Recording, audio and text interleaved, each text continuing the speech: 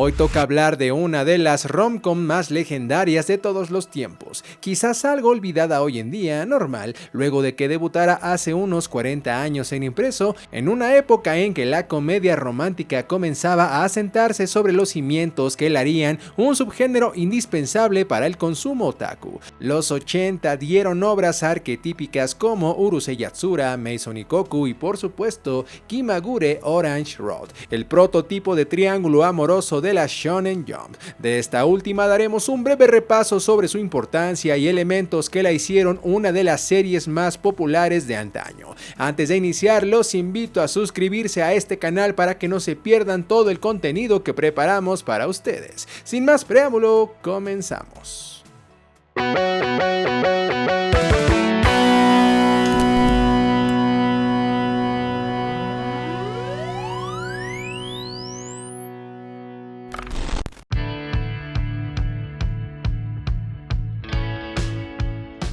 Hablar de Kimagure Orange Road es hablar de la obra más relevante de Izumi Matsumoto Sensei, quien lamentablemente dejara este mundo el 6 de octubre de 2020. Sin embargo, su legado fue tal que su famosa serie cumbre sería considerada toda una guía de la juventud en Japón. Sería en la revista Weekly Shonen Jump de Shueisha que su serie se publicaría entre 1984 y 1987, contando su historia a lo largo de 156 capítulos recopilados en 18 volúmenes. Su popularidad la hizo acreedora de contar con un piloto televisivo en 1985, posteriormente una adaptación animada a cargo del estudio Pierrot entre los años 1987 y 1988, que se extendiera por 48 episodios televisivos, más una serie de ovas de 8 episodios y un par de películas a modo de conclusión y epílogo. Otros productos como novelizaciones y CDs con el soundtrack de la serie verían la luz gradualmente.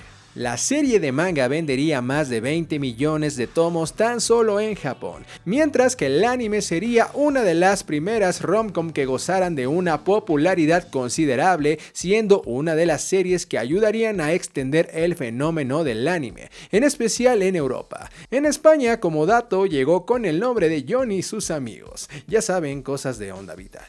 ¿Qué hizo tan especial a una simple comedia romántica? Si contraponemos su trama de triángulo amoroso llena de situaciones ultra explotadas actualmente con la enorme oferta existente de romances, pues ya no resulta tan sorprendente. Sin embargo, considerando la época en la que shonen era sinónimo de acción, y salvo los trabajos de la gran Rumiko Takahashi, el romance no era un terreno tan explorado por la demografía para jóvenes varones. Matsumoto Sensei, con el espíritu de rockero libre que lo caracterizaba, plasmó en su obra parte de esa esencia juvenil, proyectando en la misma a su tipo de chica ideal con el personaje de Madoka Ayukawa, uno de los principales sex symbols surgidos del manga anime ochentero, haciéndole sombra al reinado del Loom Invader. Pero antes de seguir dando más detalles, es normal que no todos estén familiarizados con lo más básico que deberían conocer sobre esta caprichosa serie: la trama.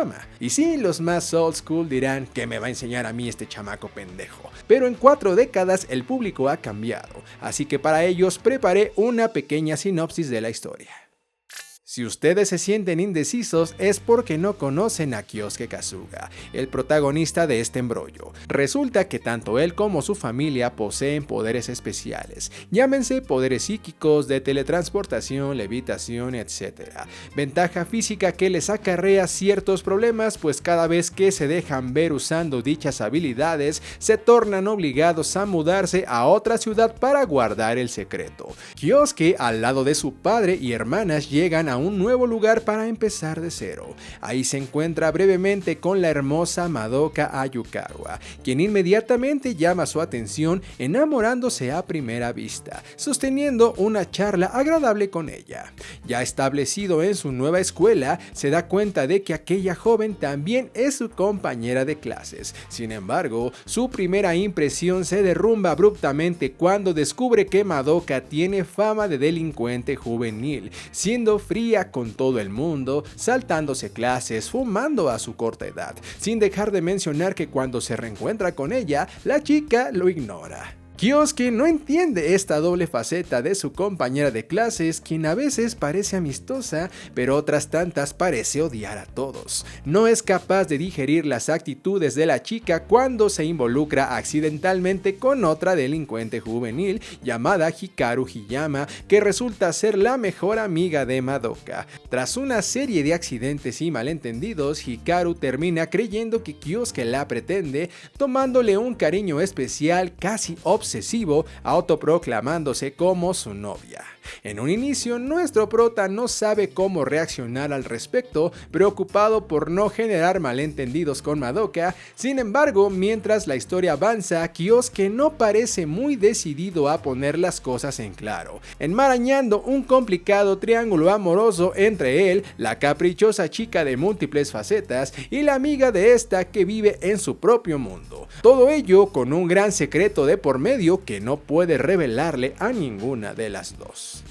Básicamente en esto se resume todo el plot de Kimagure Orange Road, un triángulo amoroso, un chico que debe guardar su secreto de los demás y que de vez en cuando sus aparentemente ventajosos poderes le acarrean más problemas que soluciones. Tanto manga como anime siguen esta premisa básica, con ciertas diferencias por supuesto, aunque la comedia, los malentendidos, el romance, los toques incidentales de ciencia ficción y ciertos tintes de drama ocasional se hacen presentes en ambas versiones. Antes de hacer una comparativa entre ellas, desmenucemos lo que esta obra propuso originalmente en términos generales. Como alguien que no vivió en los 80s, no queda más que especular o comparar de acuerdo con las anécdotas o información que tanto los medios de comunicación como personas cercanas nos han brindado acerca de esta emblemática época para la cultura pop.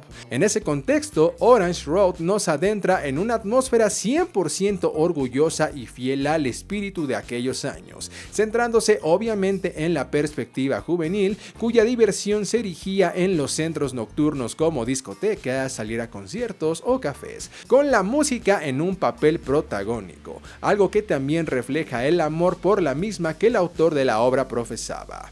El rock, la moda y otras cosillas de esta índole se ven reflejadas en el día a día de los personajes, adolescentes que describen perfectamente el término Kimagure, que significa algo así como caprichoso, irregular, veleidoso, cambiante, incluso utilizado como indeciso. Románticamente podríamos decir que los 80 fueron Kimagure. Esta obra representa un buen ejemplo de las concepciones de aquellos años, desviándose a un no tan explorado terreno del romance en el shonen. Y no es que fuera el primer rom-com shonen ni el primer triángulo amoroso, sin embargo muchas de las situaciones, eventos y construcción de personajes planteados aquí fueron retomados posteriormente en prácticamente todas las obras de este estilo. Para quitarle lo meloso al romance, introduces la misma cantidad de comedia. Para empatizar más con el protagonista, lo haces más virtuoso que alguien tipo Ataru, con poderes que lo hacen obtener ciertas ventajas, pero que fuera de eso vive situaciones un poco más realistas de acuerdo a un estudiante de preparatoria, incluida una apariencia y actitud promedio. Sin embargo, todos estos elementos tan solo son el 50% del éxito de la serie. La otra mitad la carga lo que para muchos fue la máxima contribución de Orange Road, que es la construcción del personaje de Madoka Ayukawa. Y es que en un fandom como el otaku, siempre hambriento de nuevas waifus y personajes que admirar, la llegada del arquetipo más popular en el mundo del manga y anime significaría una bocanada de aire fresco al medio.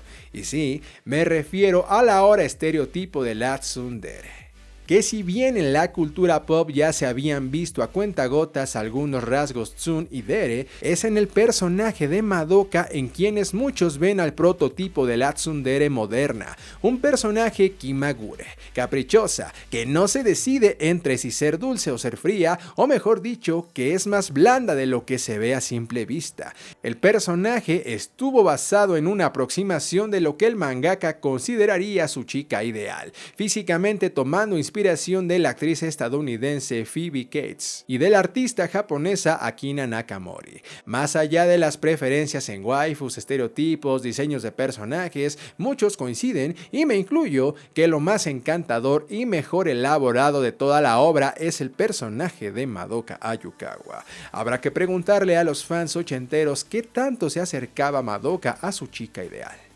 Con respecto al triángulo amoroso, se establece dentro de los parámetros en los que creo todos nos manejamos para considerar a una obra un triángulo amoroso. Primero, que haya 3 involucrados, no más, no menos. 2, una serie interminable de malentendidos. 3, que siempre dé la sensación que uno de ellos sobra en ese polígono. Incluiría el hecho de que también la triada se involucra en situaciones y decisiones que nos da la a veces emocionante y a veces frustrante y desesperante sensación de que han estado caminando en círculos sobre el mismo asunto. Elementos narrativos que no se inventaron ni en el manga ni mucho menos en esta obra. Sin embargo, en un manga shonen esto no era tan habitual como hoy en día.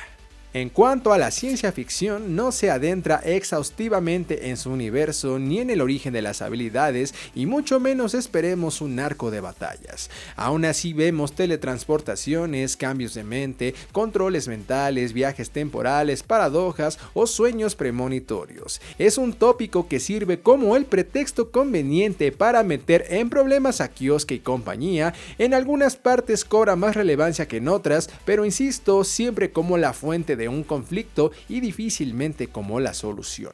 Todo esto es la esencia de Kimagure. Todos estos elementos, la mezcla de ellos, la convirtieron en un referente de su época, una obra arquetípica que trascendió fronteras. Quizás no tanto en Latinoamérica como en otras partes, pero su influencia es palpable en trabajos posteriores. Ahora, muchos la conocerían por el manga, la visión original del autor, mientras que otros, la mayoría me atrevería a decir, la conocimos primeramente por su serie animada. ¿Cuál sería la diferencia entre ambas versiones? Bueno, además de las obvias entre un medio y otro, cabe decir que existen discrepancias notables, las cuales les explicaré brevemente. El manga suele ser de carácter episódico en un inicio, centrado mayormente en situaciones cómicas, resultados de malentendidos u originadas por algún fallo en los poderes de Kyosuke. Sin embargo, las consecuencias de un capítulo son palpables en el siguiente, y conforme avanza la historia cada vez contemplamos con mayor frecuencia la aparición de arcos argumentales de mayor duración. Sí, suele haber varios que se sienten como paja o como aventuras que no llevan a ningún lado, pero cerca del cierre retoma el punto central, que es dar fin al triángulo amoroso, y concluye, al menos en mi punto de vista, de forma lógica y satisfactoria. Quizás metiéndole turbo al final, pero coherente dentro de lo que cabe. El dibujo de Matsumoto era bueno desde un inicio y se volvía más detallado conforme avanzaba la serialización. Por otra parte, tenemos su versión más popular, la serie animada de Estudio Pierrot. Si bien sigue fielmente al manga la mayor parte del tiempo, no está exenta de este famoso contenido original que suelen tener muchos animes. Relleno, le dicen en mi pueblo. Y como era común, no contaba con un final concreto al emitirse de forma continua mientras el manga aún se publicaba. Se omitieron algunos acontecimientos, se agregaron personajes, se eliminaron otros o se redujeron sus apariciones a cuadro. Se mezclaron algunos arcos del manga más la anexión de contenido original para crear un final inédito que buscaba dar una conclusión al triángulo amoroso, cosa que no consiguieron hasta la creación de una película que daría fin a la trama romántica, que buscaría hacer más extensa la resolución del aspecto amoroso, incluso más ampliada que en el mismo manga, aunque olvidándose casi totalmente de los superpoderes y de la comedia, incluyendo del arco final del impreso, que sí le da importancia a este rubro. Por su parte, las OVAs narran capítulos del manga no abordados por la serie televisiva, mayormente fieles al canon, aunque en desorden cronológico. El tono que tomaría el anime no abandona del todo la comedia, pero sí hace énfasis en tintes más dramáticos, reflejados tanto en el ritmo como en decisiones artísticas, sobre todo en momentos en los que Kyosuke cuenta sus vivencias a modo de retrospectiva, sintiéndose una experiencia más introspectiva que la del material al original. Incluso hay diferencias en las personalidades de los personajes, mostrándonos a un Kyosuke más asertivo que el del manga, una Madoka más melancólica y una Hikaru más obsesiva y obstinada, personalidades que desembocan en un cierre que se siente distinto, más maduro, no necesariamente mejor, más melodramático y con situaciones más adultas, sobre todo en la cinta que le da fin a la serie y la película Shin Kimagure Orange Road Soshite Ano Natsu no Hajimari, un epílogo situado años después. Pero si hablamos de anexiones que en definitiva sí le suman a la obra en general, tenemos que referirnos a su notable banda sonora, que destila auras ochenteras por doquier. Ya saben, baterías comprimidas, sintetizadores, guitarras, ritmos bailables. Aunado a esta, nos ofrece una serie de temas musicales en sus openings y endings de carácter magistral. Artistas como Masanori Ikeda, Kanako Wada, Hideyuki Nagashima, entre otros más. Cabe destacar que el aspecto visual tampoco desmerece, pues la animación de Estudio Pierrot con los diseños de Akemi Takada la convirtieron en una obra redonda en el aspecto audiovisual.